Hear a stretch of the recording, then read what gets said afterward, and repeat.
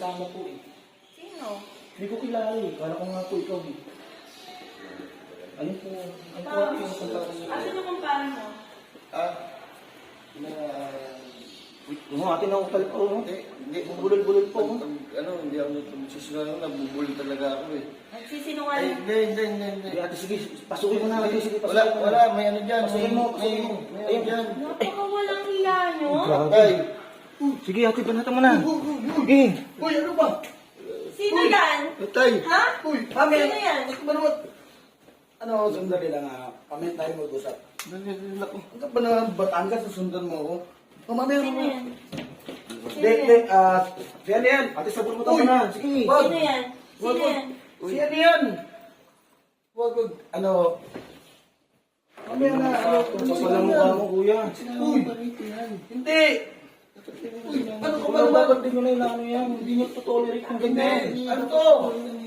Wala namang ginagawa eh. Sino yan? Ano nga? Napakawalang hiya nyo. Ang bababoy nyo. Ano pa naman iniisip mo, uy? Ano ka pa naman? May pinapano lang siya nun. Di ba kilala to? Sino yan? Si kumpare, oh. Ito mo. Oh, si parang Ray yan, oh. Ano ba yung? Nagpapatanggal sa akin ng ano. Ayaw mo sa akin. Ikaw, ano tinuturo mo? Kumpare Ray mo yan, oh. Nakita ko na wala dito. Bakit? Sparring na yan. Si parang Ray yan. Wala mo ano ginagawa nyo. Walang hiya. Ang gulo Ayaw mo kasi yan. Ayaw nyo makinig sa akin.